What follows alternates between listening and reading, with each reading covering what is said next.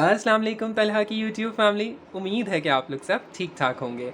आज जो रेसिपी मैं आप लोगों के लिए लेकर आया हूँ वो है बहुत ही ज़बरदस्त।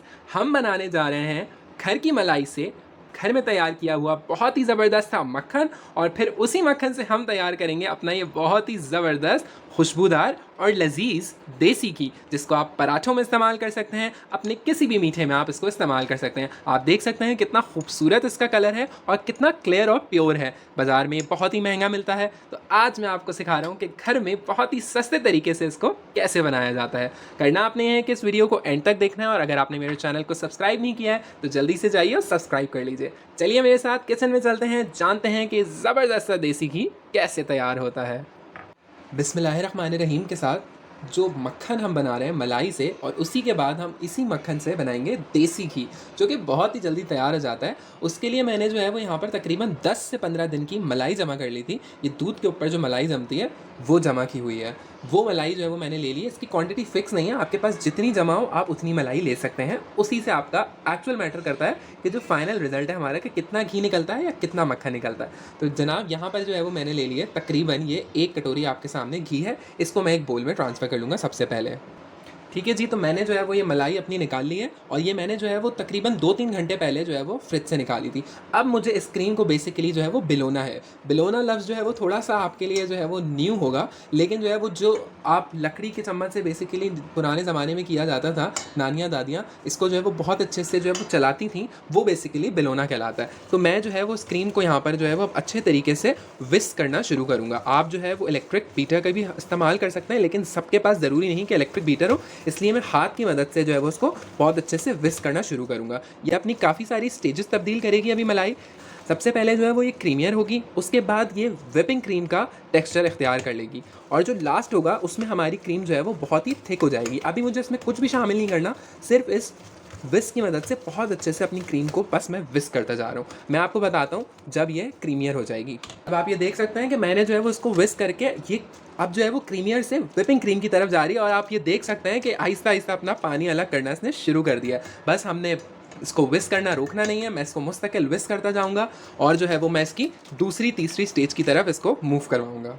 अच्छा जी, अब आप ये देख सकते हैं कि मैंने जो है वो इसको इतना ज़्यादा विस्क किया है कि आहिस्ता आहिस्ता अब ये जो है वो मलाई में से मेरी लस्सी अलग होने लग गई है। आप समझ सकते हैं कि यही बेसिकली हमारा मकसद होता है जब हम मक्खन बनाते हैं मलाई से, या फिर देसी घी तैयार करते हैं। अब इस पॉइंट पे जो है वो मैं 2-3 आइस क्यूब इसमें शामिल करके इसको और अच्छे से जो है वो विस्क करूँगा, कि आहिस्ता आहिस्ता मेरा ये सारा मक्खन जो है वो एक साइड होने लगा है, और मेरी जो छाछ थी या लस्सी थी मेरी मलाई के अंदर, वो बिल्कुल अलग हो चुकी है। तो सारा कमाल है आपका इसके अंदर फेंटने का और विस्क करने का। तो जनाब आप ये देख सकते हैं कि मैंने जो है वो इसमें 2-3 ही आइस क्यूब डाले हैं, और ये जो है वो आपका मक्खन आपको जो है वो अलहदा होता हुआ नज़र आ रहा है। आइस क्यूब डालने से जो है वो आपके घी का कलर बड़ा ही ज़बरदस्त सा पीला किस्म का आता है। ये जो मेरा अलग हो रहा है ये बेसिकली मक्खन है। इसमें मैं थोड़े थोड़े करके और आइस क्यूब्स शामिल करूँगा, एक साथ आपने बहुत ज़्यादा आइस क्यूब्स नहीं शामिल करने।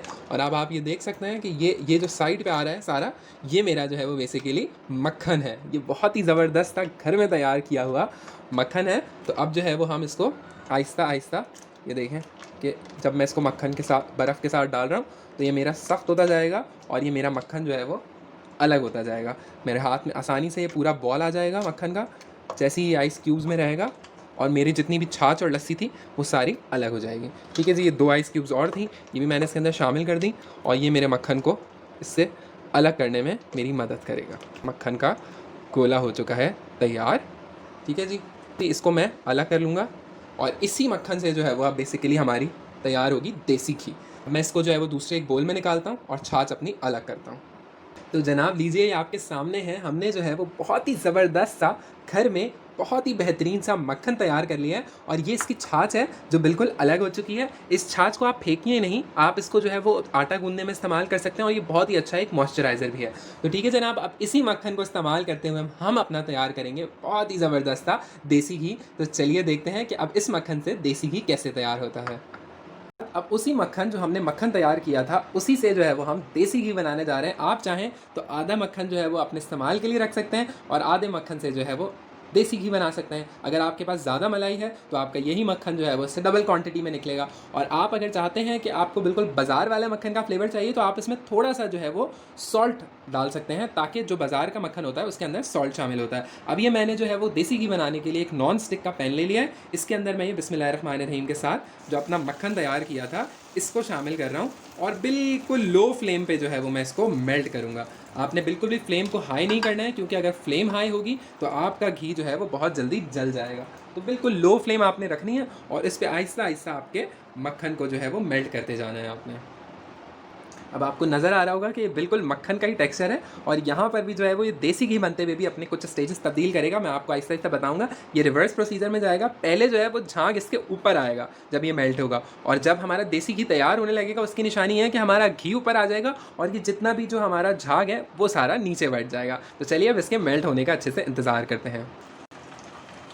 तो जनाब आप ये देख सकते हैं कि माशाल्लाह से जो है वो स्लो स्लो हमारा बहुत ही अच्छे से ये मक्खन मेल्ट हो रहा है। और अब आप ये देख सकते हैं कि ये जो है वो घी इसमें से निकलना शुरू हो गया। और जो मैंने आपसे कहा था कि झाग जो है वो आहिस्ता आहिस्ता जो है वो नीचे बैठ जाएगा और जितना भी घी है वो ऊपर आ जाएगा। अभी आप देख सकते हैं कि स्लो स्लो मैं जो है वो उसको बिल्कुल स्लो हीट पे आपने करना है। बहुत तेज़ नहीं करेंगे वरना ये बहुत जल्दी जल जाएगा और आपके घी में जो है वो स्मेल आ जाएगी। बहुत आहिस्ता आंच पे रखें तो आहिस्ता आहिस्ता जो है वो आपका घी तमाम ऊपर आ जाएगा। जितना भी झाग है ये सारा कुछ नीचे बैठ जाएगा। आप चाहें तो इसमें इस पॉइंट पे जो है वो 2 अदद लौंगे शामिल कर सकते हैं। इससे जो है वो आपका घी बहुत लंबे अरसे तक रहता है, बहुत ही खुशबूदार रहता है। मेरी घी की क्वांटिटी थोड़ी कम है तो मैं इसमें 1 अदद लौंग जो है वो शामिल कर रहा हूँ। बहुत ही क्विक तरीका है आपका जो है वो घी बनाने का, इंस्टेंट कह लें आप। इसके अलावा भी एक और तरीके से घी बनता है जिसमें जो है वो पूरा मलाई एज इट इज़ इस्तेमाल किया जाता है। उसमें जो है वो मक्खन वाली स्टेज नहीं आती है। ये मैंने आपको इसलिए सिखाया है कि मक्खन भी बना सकें आप अगर आप चाहें तो, और साथ ही में उसी से घी भी तैयार कर सकें। आपकी मर्ज़ी है।